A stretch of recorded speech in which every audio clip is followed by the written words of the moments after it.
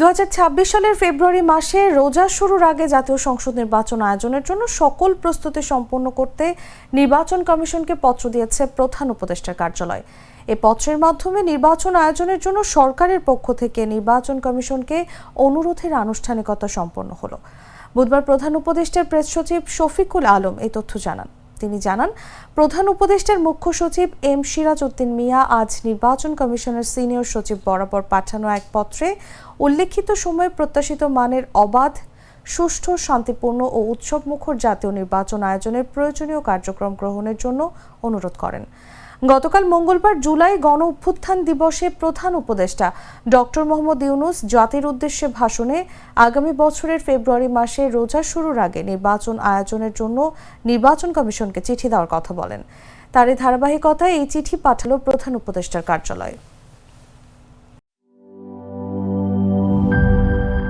Bundle থাকলে প্রতি সেনমানিতে টাকা বাঁচবে। বিকাশ সেনমানি বান্ডেল কিনে জিতুন প্রতি লেনদেনে।